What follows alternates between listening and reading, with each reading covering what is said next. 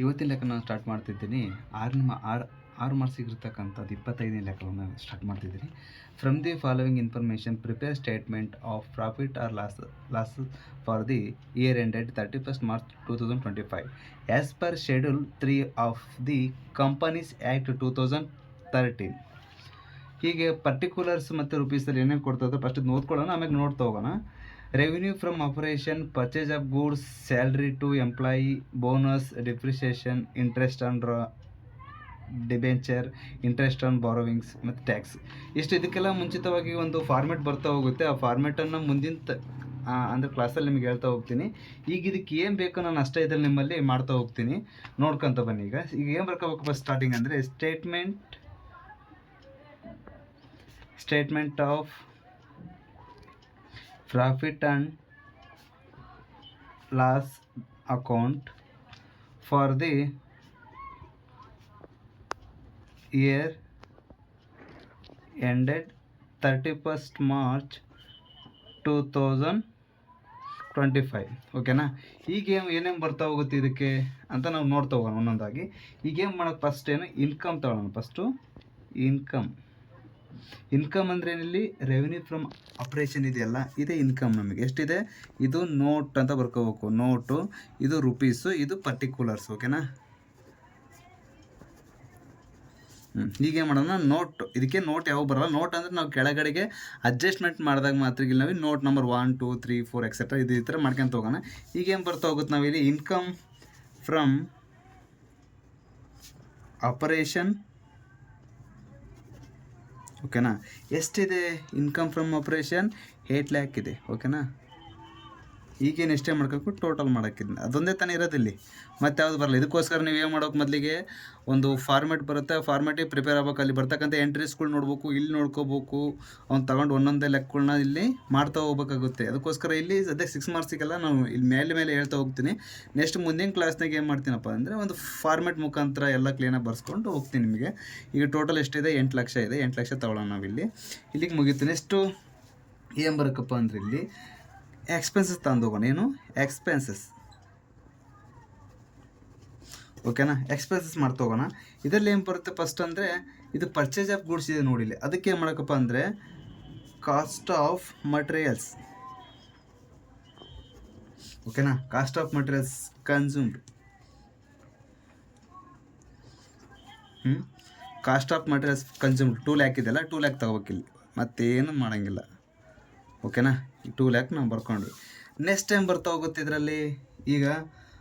ಈಗೇನು ಮಾಡ್ತಾ ಹೋಗೋಣ, ನಾವು ಒಂದು ವರ್ಕ್ ನೋಟ್ ತೊಗೊಳ್ಳೋಣ.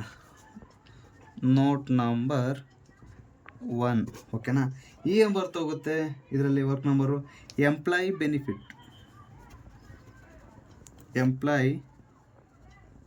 Benefit expenses.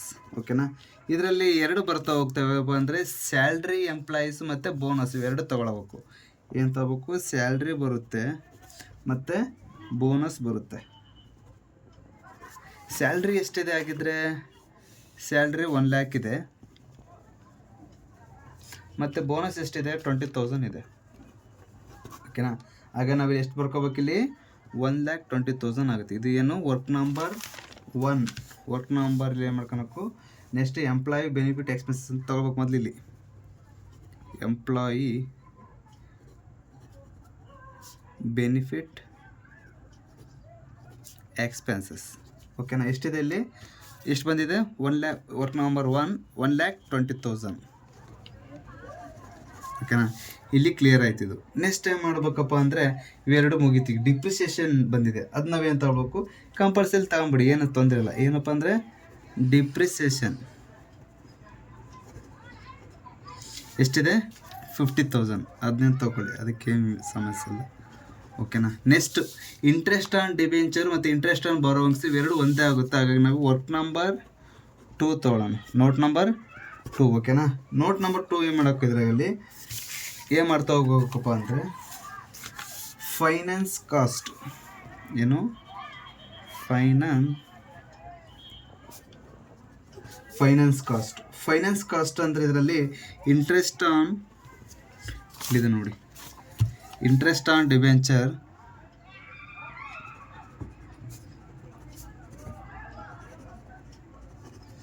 Interest on debenture ಮತ್ತು ಇಂಟ್ರೆಸ್ಟ್ ಆನ್ ಬೋರೋಯಿಂಗ್ಸ್ ಎಷ್ಟಿದೆ ಇಲ್ಲಿ 25,000 20,000 ಎಷ್ಟಾಯಿತು 40,000 ಆಯಿತು. ಇದನ್ನು ನಾವೇನು ಮಾಡ್ಕೋಬೇಕು ಮತ್ತು ಇಲ್ಲಿಗೆ ತಗೊಂಬರ್ಬೇಕಾಗುತ್ತೆ. ಏನು ಮಾಡಬೇಕು ಫೈನಾನ್ಸ್ ಕಾಸ್ಟ್ ಓಕೆನಾ. ಫೈನಾನ್ಸ್ ಕಾಸ್ಟಿಗೆ ಏನು ಮಾಡ್ಕೋಬೇಕಾಗುತ್ತೆ, ಎಷ್ಟು ಬಂದಿದೆ 40,000 ಇದೆ ತಾನೆ, ಸಾರಿ 45,000 ಓಕೆನಾ. ಈಗ ನಾವಿಲ್ಲಿ ಇದಷ್ಟು ಕೂಡಿಸ್ತೋಗೋಣ, ಎಷ್ಟಾಗುತ್ತೆ ನೋಡೋಣ.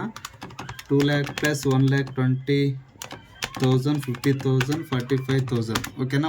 4,15,000 ಇಷ್ಟು ಬಂತು.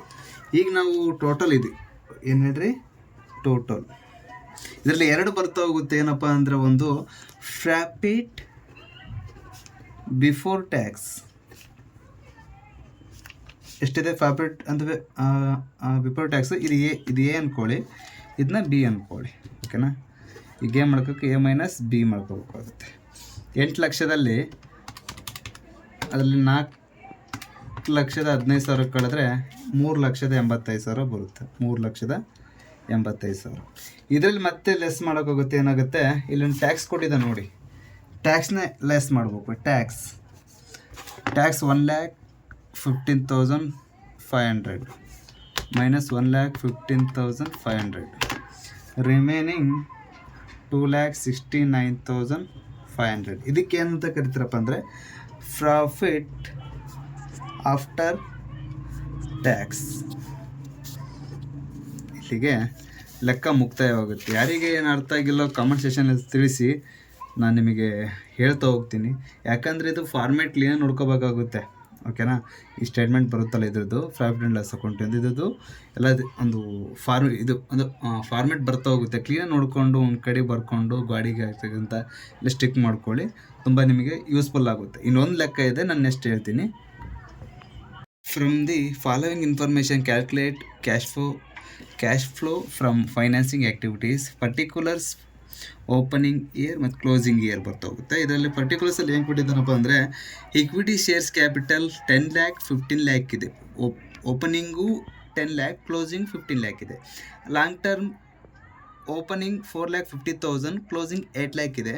During the year long term loan repaid 2 lakh with interest of 10,000 and paid dividend of ₹25,000. ಇದನ್ನ ಲೆಕ್ಕವನ್ನು ಕ್ಲಿಯರಾಗಿ ನೋಡ್ತಾ ಹೋಗೋಣ. ಇಲ್ಲಿ ಏನಪ್ಪ ಅಂದರೆ ಇದರಲ್ಲಿ ಫಸ್ಟ್ ಟೈಮ್ ಬರ್ಕೋಬೇಕಂದ್ರೆ ಇಲ್ಲಿ cash flow from financing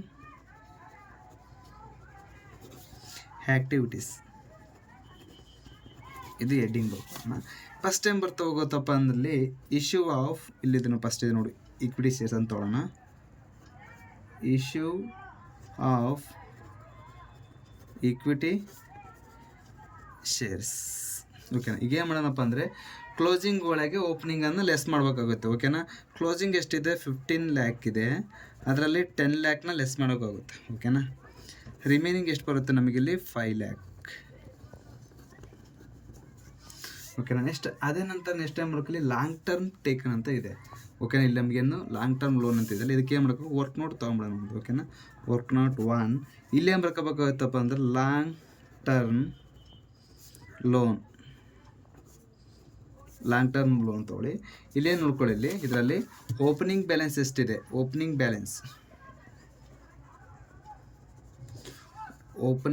balance ಎಷ್ಟಿದೆ 4,50,000 ಓಕೆನಾ.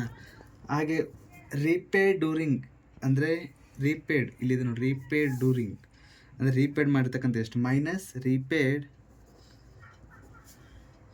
ಡ್ಯೂರಿಂಗ್ ದಿ ಇಯರ್ ಎಷ್ಟಿದೆ 2 lakh ಇದೆ.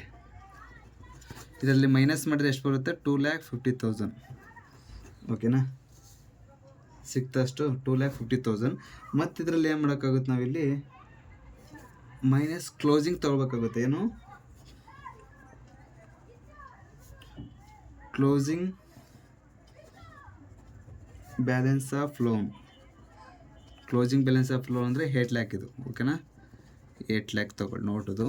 ಈಗ 8 ಲಕ್ಷದಲ್ಲಿ 2 ಲಕ್ಷ, 8 ಲಕ್ಷದಲ್ಲಿ 2,15,000 ಲೆಸ್ ಮಾಡಿದರೆ ಇನ್ನು 5,50,000. ಇದನ್ನೇ ಬರ್ಕೋಬೇಕಾಗುತ್ತೆ. ಇಲ್ಲಿ ತಗೊಂಡು long term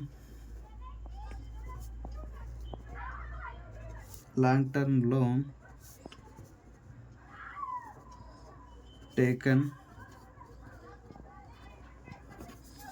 during the year 5,50,000, ಓಕೆನಾ.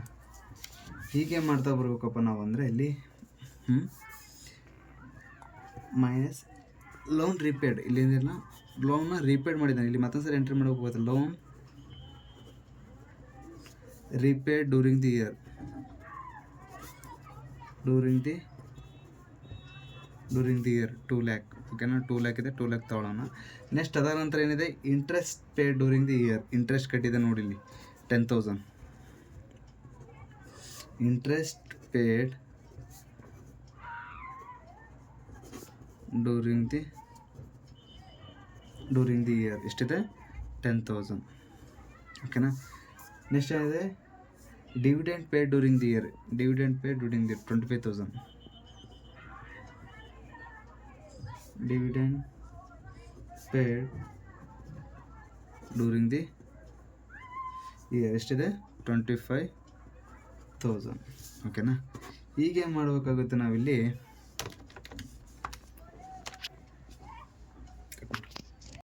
ಈಗ ಇವೆರಡು ಕೂಡಿದ್ರೆ ನಮ್ಮ ಟೋಟಲ್ ಸರ್ ಆಗಲಿ ಬರ್ತಿದ್ವಿ. ಈಗ ಇವೆರಡು ಕೂಡಿದ್ರೆ 5 ಲ್ಯಾಕ್ ಮತ್ತು 5,50,000 ಇವೆರಡು ಕೂಡಿ 10,50,000 ಆಗುತ್ತೆ. ಮೈನಸ್ ಇವಷ್ಟು ಎಷ್ಟಾಗುತ್ತೆ ನೋಡೋಣ. 2 ಲ್ಯಾಕ್ ಪ್ಲಸ್ 10,000 ಪ್ಲಸ್ 25,000 ಎಷ್ಟಾಗುತ್ತೆ, 2,35,000. ಹೀಗೆ ಮಾಡೋಕ್ಕಾಗುತ್ತೆ. ಇದನ್ನ ಅದರೊಳಗೆ ಲೆಸ್ ಮಾಡೋಣ ನಾವು, ಓಕೆನಾ. 10,50,000 ಲೆಸ್ ಮಾಡಿದರೆ 8,15,000. ಇದೇನಾಗುತ್ತಪ್ಪ ಅಂದರೆ net cash flow from financing activities, ಓಕೆನಾ. ಆನ್ಸರ್ ಎಷ್ಟು ಬಂತು ನಮಗಿಲ್ಲಿ, 8,15,000. ಇಲ್ಲಿಗೆ ಏನು ಮುಗೀತು, ಕ್ಯಾಶ್ ಫ್ಲೋ ಸ್ಟೇಟ್ಮೆಂಟ್ ನಮಗೆ ಕ್ಲಿಯರ್ ಆಯಿತು. ಇಲ್ಲಿಗೆ 6 ಮಾರ್ಕ್ಸ್ ನೀವೆಲ್ಲವೂ ಕ್ಲಿಯರ್ ಆಗಿದ್ದಾವೆ. ಮುಂದಿನ ಕ್ಲಾಸಲ್ಲಿ 12 ಮಾರ್ಕ್ಸಿಗೆ ತುಂಬ ಅದ್ಭುತವಾಗಿ ನಿಮಗೆ ಹೇಳ್ತಾ ಹೋಗೋಣ. ಈಗ ನೀವೆಲ್ಲರೂ ಕ್ಲಾಸ್ ಕೇಳ್ತೀರ ಅಂದ್ಕೊಂಡಿದ್ದೀನಿ. ಕೇಳಿ, ತುಂಬ ಚೆನ್ನಾಗಿರುತ್ತೆ. ಮುಂದಿನ ದಿನಗಳಲ್ಲಿ ನಿಮಗೇನಪ್ಪ ಅಂದರೆ ಬೋರ್ಡ್ ಮುಖಾಂತರ ನಾನು ಲೆಕ್ಕ ಮಾಡ್ಕೊಂಡು ತೋರಿಸ್ತೀನಿ. ತುಂಬ ಈಸಿ ಮೆಥಡಲ್ಲಿ ಮತ್ತು ಪಾಸಿಂಗ್, ಸ್ಕೋರಿಂಗ್ ಎಕ್ಸೆಟ್ರಾ ಏನಾದರೂ ಬರ್ತೋಗಲಿ ಎಲ್ಲ ಕ್ವಶನಿಗೂ ಸಾಲ್ವ್ ಮಾಡೋಣ, ಆನ್ಸರ್ನ ಕಂಡುಹಿಡಿಯೋಣ, ಓಕೆನಾ. ನೀವು ನಮ್ಮ ಜೋಡಿ ಎಲ್ಲ ಕೈ ಜೋಡಿಸಿ. ಎಲ್ಲರೂ ಏನಪ್ಪ ಅಂದರೆ ತಪ್ಪದೇ ಶೇರ್ ಮಾಡಿ, ಸಬ್ಸ್ಕ್ರೈಬ್ ಮಾಡಿ ಮತ್ತು ಲೈಕ್ ಮಾಡಿ. ನಿಮ್ಮ ಸ್ನೇಹಿತರಾಗಿರ್ತಕ್ಕಂಥ ನಿಮ್ಮ PU ಓದ್ತಕ್ಕಂಥ ಸೆಕೆಂಡ್ ಇಯರ್ ಮಕ್ಕಳಿಗೆ ಎಲ್ರಿಗೂ ಶೇರ್ ಮಾಡಿ ವಿಡಿಯೋನ. ಓಕೆ, ಧನ್ಯವಾದಗಳು.